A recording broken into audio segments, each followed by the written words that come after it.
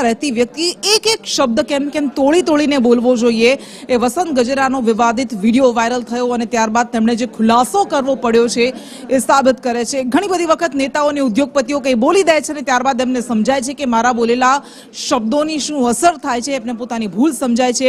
વસંત ગજેરાનો એક video viral થયો હતો જેમાં કોઈની સાથે ચર્ચામાં તેઓ કહી રહ્યા હતા કે આ જે લોકો કરોડો લોકો કુંભમાં ડૂબકી લગાવવા જાય છે, સ્નાન કરવા જાય છે, એ વેસ્ટ ઓફ ટાઈમ છે, ત્યાં ક્યાં ભગવાન છે એવું તેમણે કહ્યું હતું। અને હવે તેઓ કહી રહ્યા છે કે કરોડો લોકો આસ્થા રાખીને અહીંયા કુંભમાં મહાકુંભમાં સ્નાન કરવા માટે જાય છે।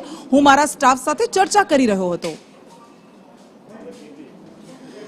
તો વસંત ગજેરા ઉદ્યોગપતિ ગઈકાલે પણ સંદેશ ન્યૂઝે તેમને કેટલાક સવાલ કર્યા હતા અને ત્યારે પણ તેમણે એવું કહ્યું હતું કે હું મારો પોતાનો મત મૂકી રહ્યો હતો કારણ કે હું શિક્ષણ ક્ષેત્ર સાથે સંકળાયેલો છું, શિક્ષણ માટે કામ કરી રહ્યો છું ને એ સંદર્ભમાં મેં કહ્યું હતું કે લોકો શા માટે પોતાના કરોડો કલાક બગાડે છે, કોઈના સારા માટે ભલા માટે કંઈક કામ કરી શકાય તેવું કામ થવું જોઈએ।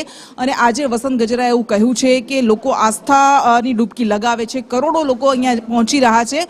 હું મારા સ્ટાફ સાથે માત્ર ચર્ચા કરી રહ્યો હતો અને એનો વિડીયો કોઈકે મૂકી દીધો।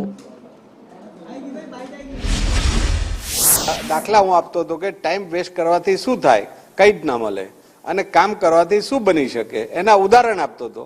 એમાંનું એક ઉદાહરણ હતું કે ભાઈ કરોડો લોકો ત્યાં જાય છે, કેટલો ટાઈમ બગડે, આ એક ઉદાહરણ આપેલું। એમાં એટલી જ વસ્તુ ક્લિપ કાપી અને પ્રજાને આ લોકોએ પેલી કરી, વાયરસ કરી, જેનાથી આજે આ પ્રશ્ન બન્યો। પણ હું વિચારવાનું મારે એ વાત છે કે આ અમારું વાત્સલ્યધામ એક ગ્રુપ છે, 6 વાગે હજી અમે એ ક્લિપને અમારા માણસે મૂકી છે અને 8:30 હવા આઠે એ ક્લિપ તો બહાર નીકળી અને મને ખબર પડી એટલે મેં 9 વાગે મારા વાત્સલ્યધામમાંથી મેં બાયબેક કર્યું અને બધું જાણવા મળ્યું।